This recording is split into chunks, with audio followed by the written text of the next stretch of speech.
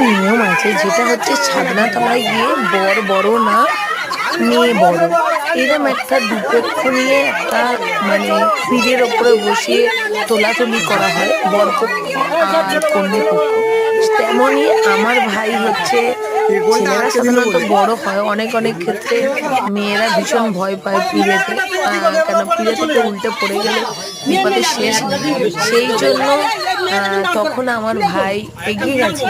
আর সুন্দর একটা দৃশ্যের মধ্যে যে নিজের বাড়ির ফ্যামিলি সবাই, নিজের বরেরা অবশ্যই দেখতে পাচ্ছেন, তারই সাথে সাথে বরণ হচ্ছে, আবার বরণের ভিতরে ইয়ার্কিও চলছে। বিয়ে বাড়ি মানে একটা আলাদা একটা সময়, আর আলাদা একটা যে যার যা কিছু করবে সেটুকুনিকে মেনে নিতে হবে।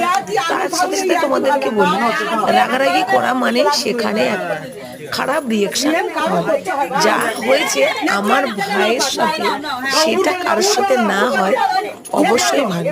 যেহেতু ভাইয়ের ধুতি পড়েছিল, ধুতির পায়ের ফাঁক দিয়ে প্রদীপটাকে গলিয়ে দেবে এটা বুঝতে পারেনি।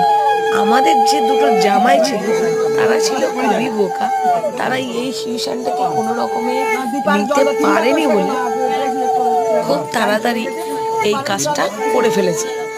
মেয়ে বৌদি এই কাজটা এত সুন্দরভাবে করেছে। আর তার একটা ঠাকুমা বলছে ধুতিতে যদি আগুন লেগে যেত। এইরকম করতে করতে খুব ইয়ার্কি ঠাট্টা অনেকক্ষণ ধরে হচ্ছিল।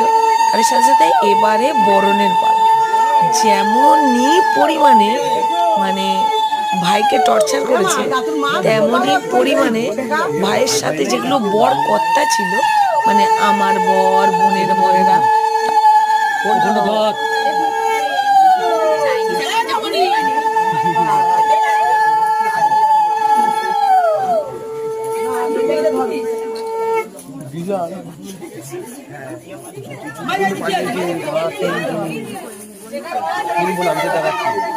আমার বাঁদিকে দেখবি, বাঁদিকে দেখ যদি কলকাতার ছাতানের উপর দেখ যে তিনতলা যে সাইড করে দাঁড়িয়ে আছে।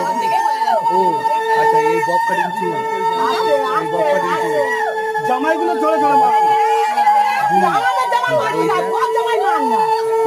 আমি দুই ওই যে বাচ্চা মেয়েটা তিন বোন। তুমি